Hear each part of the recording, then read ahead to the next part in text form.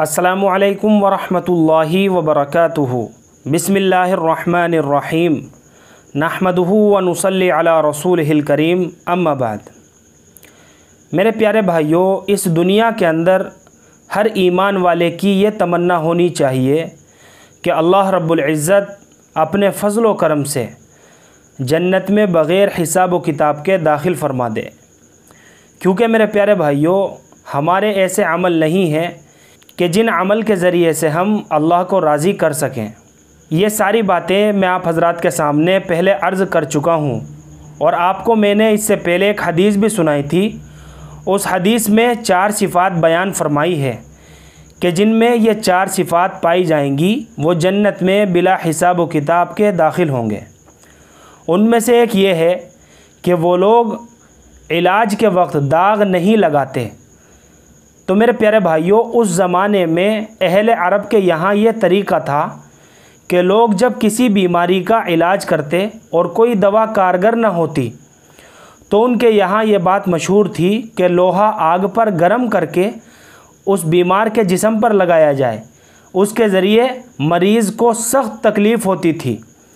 अब जाहिर है कि जब जलता हुआ लोहा जिस्म से लगेगा तो क्या क़यामत ढाएगा, आप ख़ुद अंदाज़ा लगा सकते हैं। उनका ख़याल ये था कि ये इलाज है और इससे बीमारी दूर होती है। लेकिन जनाब मुहम्मदुर रसूलुल्लाह सल्लल्लाहु अलैहि वसल्लम ने इस तरीक़े इलाज को पसंद नहीं फ़रमाया, इसलिए कि इस तरीक़े इलाज में तकलीफ़ नक़द है और फ़ायदा यकीनी नहीं है। और वो इलाज जिसमें तकलीफ़ तो नक़द हो जाए और फ़ायदे का पता ना हो कि फ़ायदा होगा या नहीं होगा, ऐसा इलाज पसंदीदा नहीं है। नबी अकरम सल्लल्लाहु अलैहि वसल्लम ने इसको नापसंद फरमाया। और दूसरी वजह यह बयान की जाती है कि दर हकीकत ये दागने का तरीक़ा इलाज के अंदर गुलू और मुबालगा है।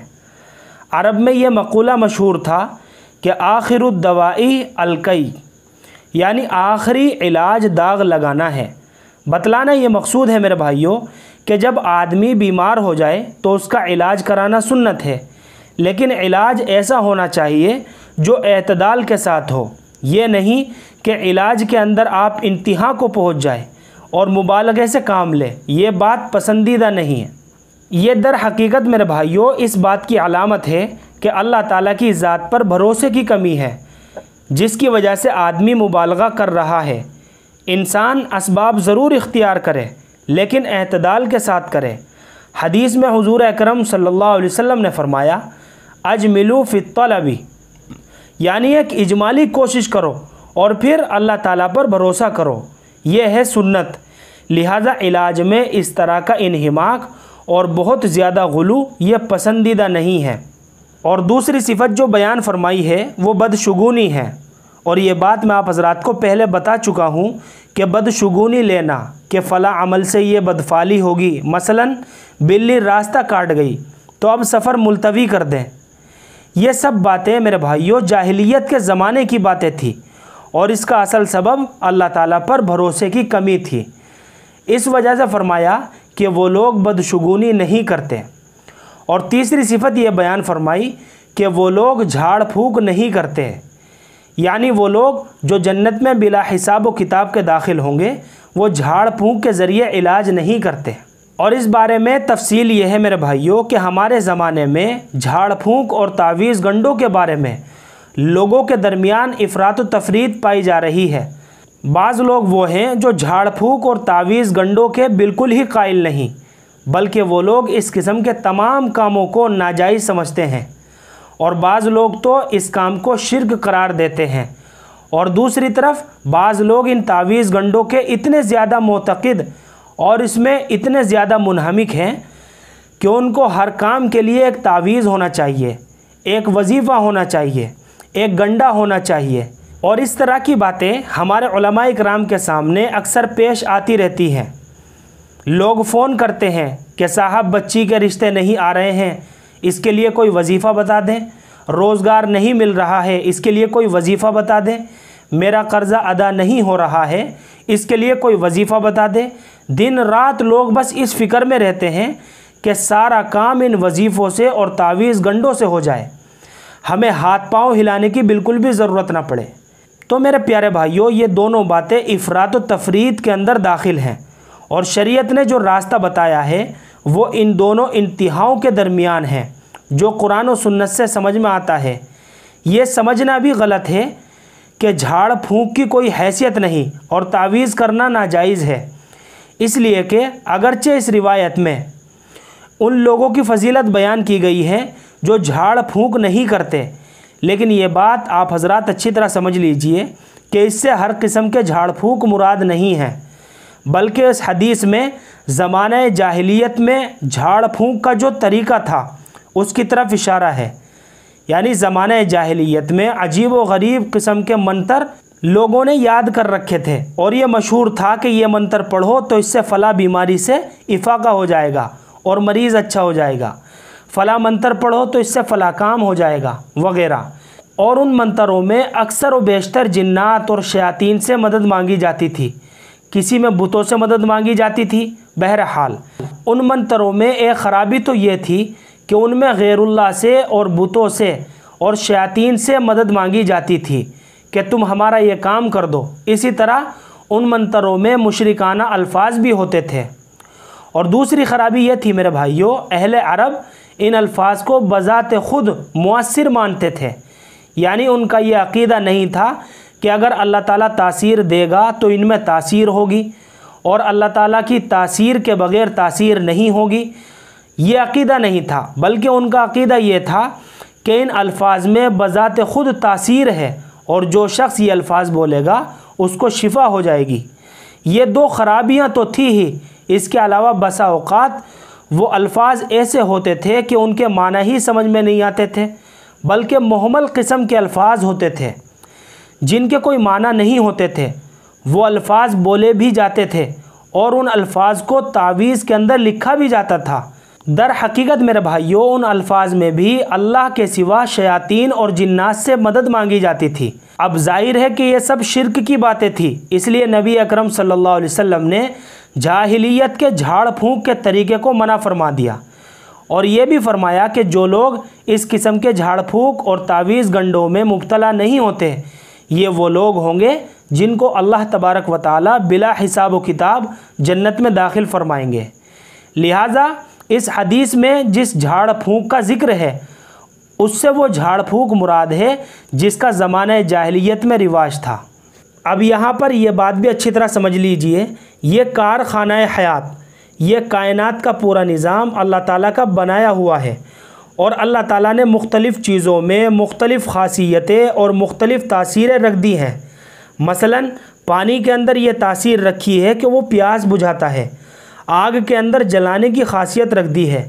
اگر اللہ تعالیٰ یہ تاثیر آگ سے نکال دے تو آگ جلانا چھوڑ دے گی، جیسے حضرت ابراہیم علیہ السلام کے لیے اسی آگ کو اللہ تبارک و تعالیٰ نے گل گلزار بنا دیا تھا۔ ہوا کے اندر تاثیر الگ رکھی ہے، مٹی کی تاثیر الگ ہے۔ اسی طرح اللہ تعالیٰ نے مختلف قسم کی مخلوقات پیدا فرما دی ہیں، انسان، جنات، جانور، شیاطین وغیرہ، اور ان میں سے ہر ایک کو کچھ نہ کچھ طاقت دے رکھی ہے۔ انسان کو بھی طاقت دے رکھی ہے، گدھے گھوڑوں کو بھی طاقت دے رکھی ہے، شیر اور ہاتھی کو بھی طاقت دے رکھی ہے، اور ہر ایک کی طاقت کا معیار اور پیمانہ مختلف ہے۔ شیر جتنا طاقتور ہے انسان اتنا طاقتور نہیں ہے۔ سانپ کے اندر زہر رکھ دیا، اگر وہ کسی کو کاٹ لے تو وہ مر جائے۔ اسی طرح بچھو کے اندر زہر رکھ دیا ہے، لیکن اس کے کاٹنے سے مرتا نہیں ہے بلکہ تکلیف ہوتی ہے۔ بہرحال ہر ایک کی خاصیتیں مختلف ہیں اور طاقتیں مختلف ہیں۔ بالکل اسی طرح سمجھو میرے بھائیوں، جنات اور شیاطین کو بھی اللہ تعالیٰ نے کچھ طاقتیں دے رکھی ہیں۔ وہ طاقتیں انسان کے لیے باعث تعجب ہوتی ہے۔ مثلا جنات کو اور شیاطین کو یہ طاقت حاصل ہے کہ وہ کسی کو نظر نہیں آتے، یہ طاقت انسان کو حاصل نہیں ہے۔ اگر انسان یہ چاہے کہ میں کسی کو نظر نہ آؤں تو وہ ایسی صورت حاصل نہیں کر سکتا۔ اگر انسان یہ چاہے کہ میں ایک لمحے میں یہاں سے اڑ کر امریکہ چلا جاؤں تو یہ طاقت اس کو حاصل نہیں ہے۔ لیکن بعض جنات اور شیاطین کو اللہ تبارک و تعالیٰ نے یہ طاقت دے رکھی ہے کہ یہ شیاطین لوگوں کو گمراہ کرنے کے لیے اور ان کو اللہ تعالیٰ کے دین سے پھیرنے کے لیے بعض اوقات انسانوں کو ایسے کلمات کہنے کی ترغیب دیتے ہیں جو شرک والے ہیں۔ وہ شیاطین انسانوں سے یہ کہتے ہیں کہ اگر تم وہ کلمات کہو گے جو شرک والے ہیں اور نعوذ باللہ اللہ تعالیٰ کی شان میں گستاخی کرو گے تو ہم خوش ہوں گے اور جو طاقت اللہ نے ہمیں دے رکھی ہے اس کو تمہارے حق میں استعمال کریں گے۔ مثلاً فرض کریں کہ کسی کی کوئی چیز گم ہو گئی ہے اور وہ بیچارہ ڈھونڈتا پھر رہا ہے۔ اب اگر کسی جن یا شیطان کو پتہ چل گیا کہ وہ کہاں پڑی ہوئی ہے تو وہ اس چیز کو اٹھا کر 1 منٹ میں لا سکتا ہے۔ اللہ تعالیٰ نے اس کو یہ طاقت دی ہے۔ اس شیطان نے اپنے معتقدین سے یہ کہہ رکھا ہے کہ اگر تم یہ کلمات کہو گے تو میں تمہاری مدد کروں گا اور وہ چیز لا کر دے دوں گا۔ اس کا نام جادو ہے، اس کا نام سحر ہے اور کہانت ہے، اور اسی کو سفلی عمل بھی کہا جاتا ہے۔ اس عمل کا تعلق نہ کسی نیکی سے ہے، نہ تقوی سے، نہ دین سے ہے اور نہ ہی ایمان سے ہے، بلکہ بدترین کافر بھی اس طرح کے کارنامے دکھا دیتے ہیں اس وجہ سے کہ ان کے ہاتھ میں بعض جنات اور شیاطین مسخر ہیں۔ وہ جنات ان کا کام کر دیتے ہیں۔ لوگ یہ سمجھتے ہیں کہ یہ تو بہت پہنچا ہوا آدمی ہے اور بڑا نیک آدمی ہے، حالانکہ اس عمل کا روحانیت سے کوئی تعلق نہیں، بلکہ اس عمل کے لیے ایمان بھی ضروری نہیں ہے۔ اسی لیے سفلی عمل اور سحر کو حدیث شریف میں سختی کے ساتھ منع فرمایا ہے، اور سحر یعنی جادو کرنے والے کی نوبت کفر تک پہنچتی ہے۔ بہرحال اللہ ہم سب کی حفاظت فرمائے۔ یہ طریقہ جو زمانے جاہلیت میں رائج تھا، نبی اکرم صلی اللہ علیہ وسلم نے اس کو منع فرمایا ہے کہ اگر اللہ تعالیٰ پر ایمان ہے، اگر اللہ تعالیٰ کی قدرت پر ایمان ہے تو پھر یہ شرکیہ کلمات کہہ کر اور فضول محمل کلمات ادا کر کے شیاطین کے ذریعے کام کرانا شریعت میں ناجائز اور حرام ہے، اور کسی مسلمان کا یہ کام نہیں ہے۔ لیکن اس کے برعکس رسول اکرم صلی اللہ علیہ وسلم نے اس قسم کے منتروں کے بجائے اور شرکیہ کلمات کے بجائے آپ نے خود اللہ رب العزت کے نام مبارک سے جھاڑ پھونک کیا اور صحابہ اکرام کو یہ طریقہ سکھایا۔ چنانچہ آپ نے فرمایا کہ جب کوئی شخص بیمار ہو جائے تو یہ کلمات کہو: اللہم ربنا اذہب البأس واشف انت الشافی لا شفاء الا شفاؤک شفاء لا یغادر سقما۔ یہ ابو داؤد شریف کی روایت ہے۔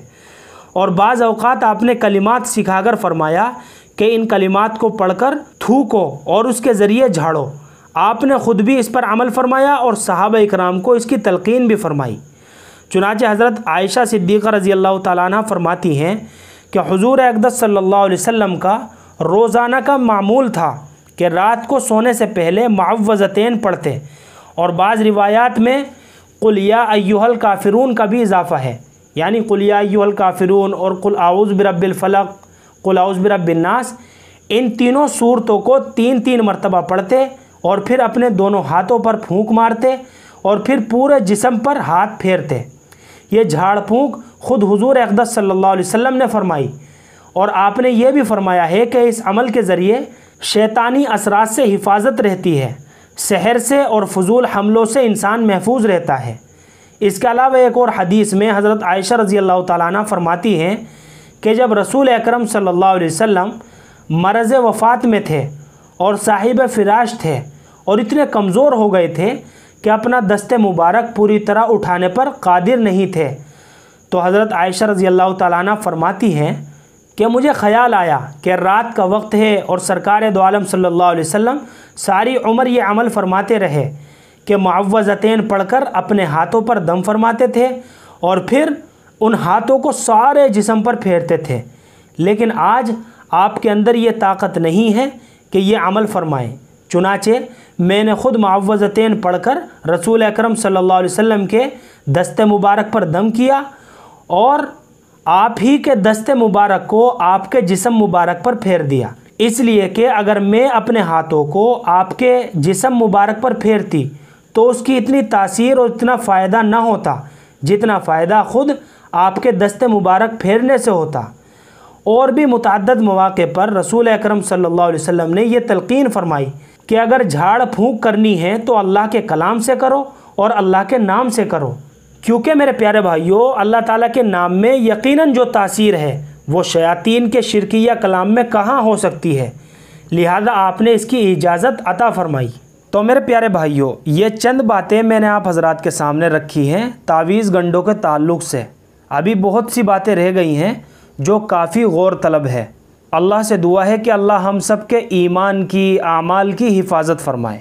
وآخر دعوانا ان الحمد للہ رب العالمین۔